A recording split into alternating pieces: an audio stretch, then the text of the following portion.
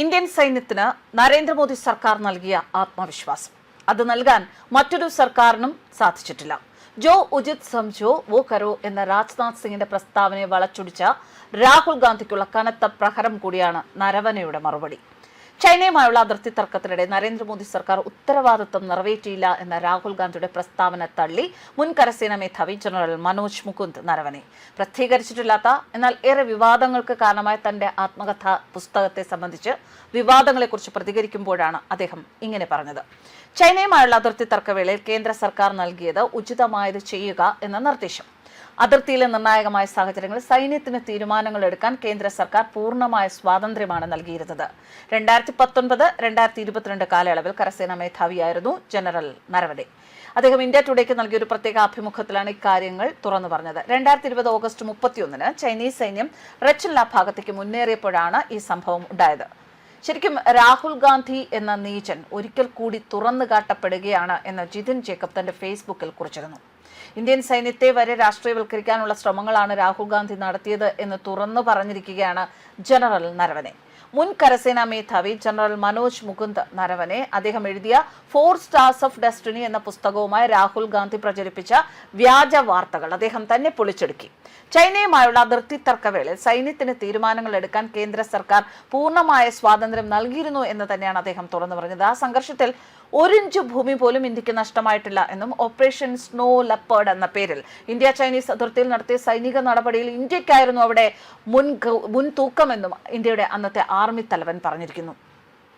എന്നാൽ സൈന്യത്തിന്റെ പേര് പറഞ്ഞ് രാഹുൽ ഗാന്ധി നടത്തിയ ഹീനമായ രാഷ്ട്രീയ ആക്രമണം അദ്ദേഹത്തിന്റെ ഉദ്ദേശം സൈന്യത്തിന്റെ ആത്മവിശ്വാസം നഷ്ടപ്പെടുത്തുക എന്നത് മാത്രമായിരുന്നു.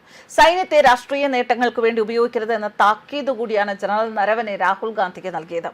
ഇന്ത്യയുടെ പരാജയം കാണാൻ എന്നും വെമ്പൽ കൊണ്ട് നടക്കുന്ന ഒരു വ്യക്തിയാണ് രാഹുൽ ഗാന്ധി. ആ രാഹുൽ ഗാന്ധിയുടെ മുഖത്തേറ്റ പ്രഹരമാണ് ജനറൽ നരവനയുടെ ഓരോ വാക്കുകളും എന്നാണ് ജിതിൻ ജേക്കബ് കുറിച്ചിരിക്കുന്നത്. എന്തായാലും എപ്പോഴും നമുക്കറിയാം രാഹുൽ ഗാന്ധി എന്ന് പറയുന്നത് സോറോസിന്റെ ഡീപ് സ്റ്റേറ്റിന്റെ ഒക്കെ ഒരു കയ്യാളായി നടക്കുന്ന ഒരു വ്യക്തിയാണ്. പലപ്പോഴും ഇന്ത്യയോട് യാതൊരു പ്രതിബദ്ധതയുമില്ലാതെ രാജ്യസ്നേഹമില്ലാതെ ഇന്ത്യയിൽ പ്രധാന കാര്യങ്ങൾ നടക്കുമ്പോൾ വിദേശ സന്ദർശനങ്ങൾ നടത്തി അവിടെ പോയി ഇന്ത്യയിലുള്ള കാര്യങ്ങളെക്കുറിച്ച് മോശമായി പ്രസന്റ് ചെയ്ത് അങ്ങനെയൊക്കെ നടക്കുന്ന ഒരു രാഹുൽ ഗാന്ധിയെ പല അവസരങ്ങളിൽ നമ്മൾ കണ്ടിട്ടുണ്ട്. ഇതുകൊണ്ട് തന്നെയാണ് തുടക്കത്തിൽ തന്നെ ഞാൻ പറഞ്ഞത് സൈന്യത്തിന് ഇതുപോലൊരു സ്വാതന്ത്ര്യം നൽകിയ എന്താണ് ഉചിതമായത് അത് ചെയ്യാൻ തീരുമാനമെടുത്തോളൂ എന്ന സ്വാതന്ത്ര്യം നൽകിയ ഒരു സർക്കാർ ഇതിനു മുൻപ് ഉണ്ടായിട്ടില്ല.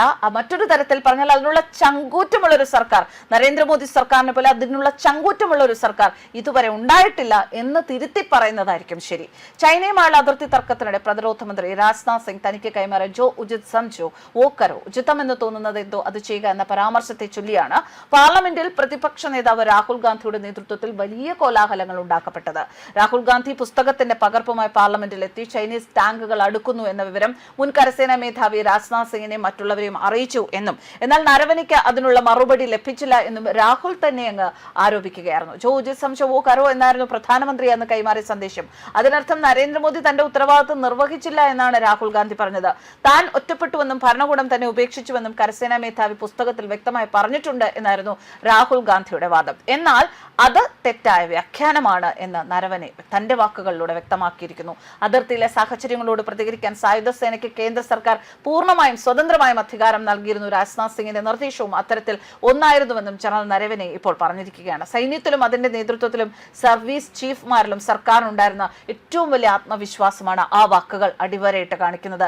എല്ലാ ഘടകങ്ങളും കണക്കിലെടുത്തായിരിക്കും തീരുമാനങ്ങൾ എടുക്കുക എന്നത് അവർക്ക് അറിയാമായിരുന്നു. ഈ വിഷയത്തിൽ രാഷ്ട്രീയം കാണാൻ പാടില്ല എന്ന് അദ്ദേഹം രാഹുൽ ഗാന്ധിയോട് പറഞ്ഞിരിക്കുകയാണ്. ഇനിയും മനസ്സിലാക്കുക രാഹുൽ ഗാന്ധി എന്ന പ്രതിപക്ഷ നേതാവ് എന്തിനാണ് ഇങ്ങനെ ഇന്ത്യൻ സൈന്യത്തെ അവഹേളിക്കുന്നത്, നല്ല ഒരു ഭരണാധികാരിയെ നല്ലൊരു സർക്കാരിനെ അവഹേളിക്കുന്നത്.